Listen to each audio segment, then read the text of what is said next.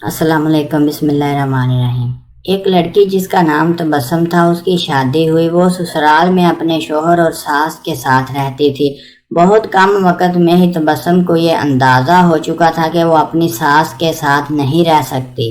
ان دونوں کی شخصیت بالکل مختلف تھی اور تبسم اپنی ساس کی بہت ساری عادتوں سے پریشان تھی۔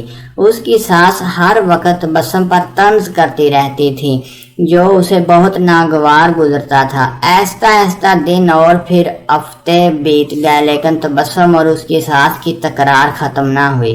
ان تمام نااتفاقیوں سے گھر کا ماحول بہت خراب کر دیا تھا، جس کی وجہ سے تبسم کا شوہر بہت پریشان رہتا تھا۔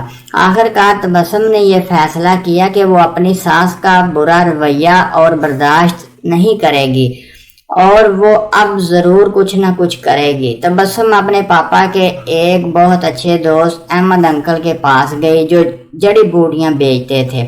تبسم نے انہیں ساری کہانی بتائی اور ان سے کہا کہ وہ اس کو تھوڑا سا ظاہر دے دے تاکہ ہمیشہ کے لیے یہ مسئلہ ختم ہو جائے۔ احمد انکل نے تھوڑی دیر کے لیے کچھ سوچا اور پھر کہا کہ تبسم، میں اس مسئلے کا حل کرنے میں تمہاری مدد کروں گا، لیکن تمہیں ویسا ہی کرنا ہوگا جیسا میں تمہیں کہوں گا۔ تبسم راضی ہوگی۔ احمد انکل ایک کمرے میں گئے اور تھوڑی دیر بعد اپنے ہاتھ میں کچھ جڑی بوٹیاں لے کر لوٹے۔ انہوں نے تبسم کو کہا کہ تم اپنی ساس کو مارنے کے لیے فوری زہر استعمال نہیں کر سکتی، کیونکہ اس طرح سب تم پر شک کریں گے، اس لیے میں تمہیں یہ جڑی بوٹیاں دے رہا ہوں۔ یہ آہستہ آہستہ ان کے جسم میں زہر پھیلائیں گی۔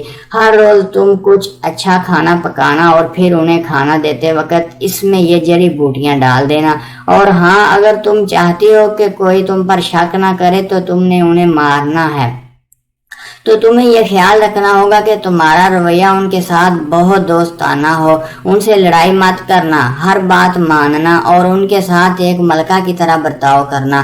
تبسم یہ سب سن کر بہت خوش ہوئی۔ اس نے احمد انکل کا شکریہ ادا کیا اور جلدی سے گھر چلی گئی، کیونکہ اب اسے اپنی ساس کو مارنے کا کام شروع کرنا تھا۔ ہفتے گزر گئے اور پھر مہینے۔ تبسم روز کچھ اچھا پکا کر اپنی ساس کو خاص طور پر پیش کرتی تھی۔ اسے یاد تھا کہ احمد انکل نے اسے کیا کہا تھا، اسے اپنے غصے پر قابو رکھنا ہے، اپنی ساس کی خدمت کرنی ہے اور ان کے ساتھ اپنی ماں جیسا سلوک کرنا ہے۔ 6 مہینے گزر گئے۔ گھر کا نقشہ تقریباً بدل چکا تھا۔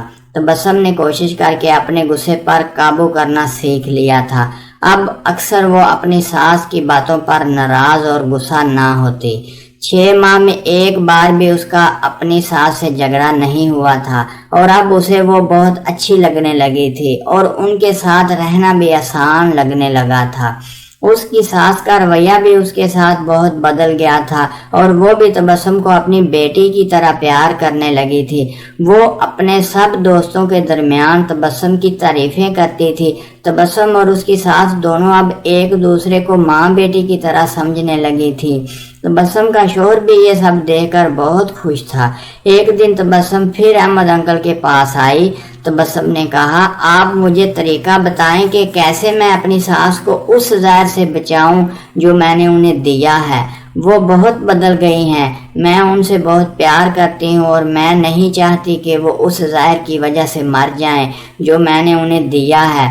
احمد انکل مسکرائے اور کہنے لگے کہ تمہیں ڈرنے کی ضرورت نہیں، میں نے تمہیں زہر نہیں دیا تھا، بلکہ جو جڑی بوٹیاں میں نے تمہیں دی تھی وہ وٹامن کی تھی تاکہ ان کی صحت بہتر ہو جائے۔ زہر صرف تمہارے دماغ میں اور تمہارے رویے میں تھا، لیکن وہ سب تم نے اپنے پیار سے ختم کر دیا۔ یاد رکھیے، ہمارا رویہ، ہمارے الفاظ اور ہمارا لہجہ یہ فیصلہ کرتا ہے کہ دوسرے ہمارے ساتھ کیا رویہ اپناتے ہیں۔ اگر آپ کو ویڈیو اچھی لگے تو پلیز چینل کو سبسکرائب کر دیجیے گا۔ Thank you very much.